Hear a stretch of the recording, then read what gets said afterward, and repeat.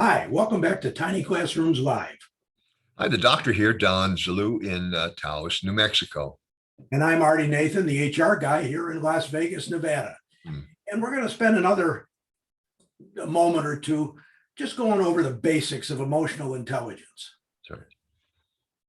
So, Don, like me, I think a lot of people just are a little confused as to what emotional intelligence really is. Give us the Cliff Notes version. I'll give you the Cliff Notes with a little bit of a primer. Emotional intelligence is really seen as the critical competency that's required of all modern leaders, whether in crisis or in normal times.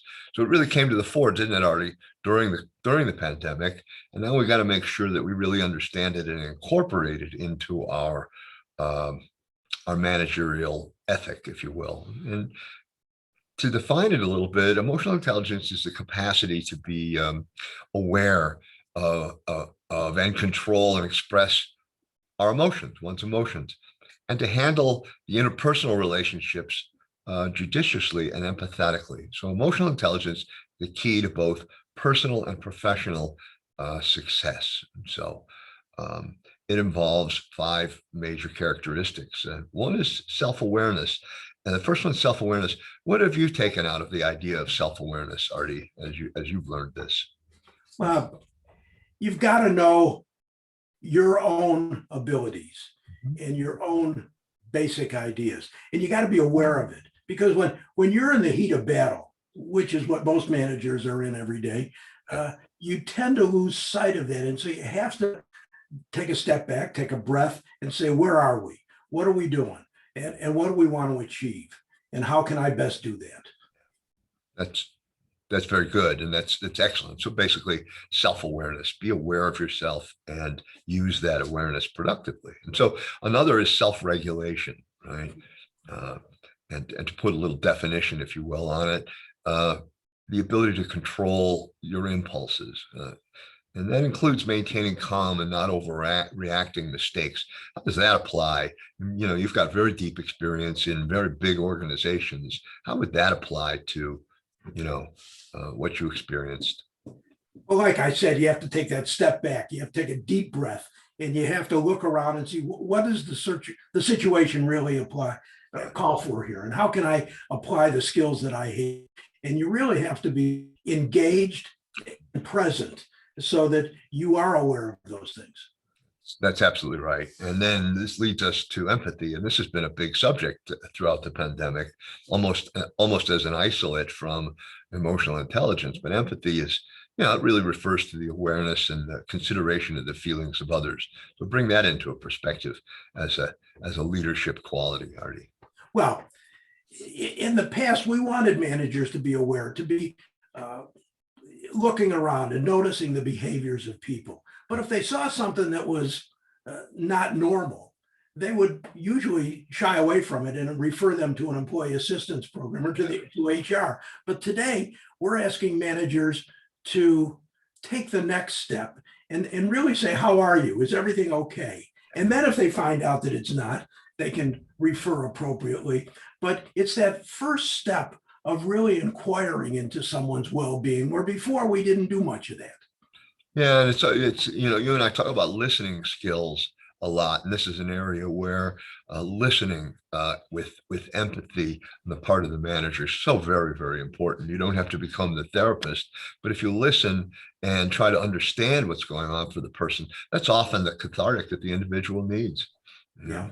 So let's move to social skills. That's the next one, and this is essential for emotional intelligence in the work environment. Having effective social skills encompasses all the attributes of emotional intelligence, doesn't it?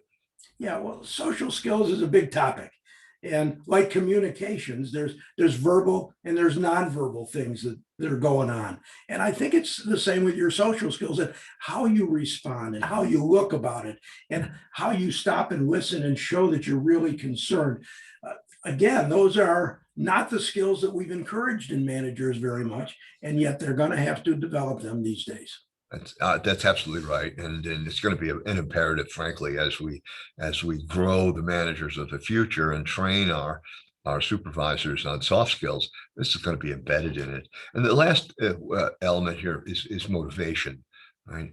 And emotionally intelligent leaders are motivated and have the ability to motivate others. You have to be motivated and aware and show up to even begin to display and exercise social and emotional intelligence. So what about motivation for you, Artie? Well, I love motivation, and I think it's one of the key responsibilities of managers and supervisors to motivate their employees, to inspire them. But again, in the past, we've considered motivation around their performance rather than their well-being. And so just extending the same kinds of instincts and ideas that you have to that is going to be very important today. Yes, it is. And, this is really the hub of successful management, isn't it? That highly motivated leaders are very adept, I think, at inspiring the people around them to grow and improve and succeed. And if we think about it, that's one of the manager's jobs, real jobs, isn't it? To grow the potential and the capacities of the people that work for them. And so this emotional intelligence, EQ, is so critical to being successful in that part of your role as a manager. And it coincides with all the other soft skills and technical skills that you have to display as a manager. And we're going to start talking more about those things in our next set of chats and live conversations, because we're pivoting here. We're moving away from the pre-pandemic through the post-pandemic and into general leadership practices and principles again.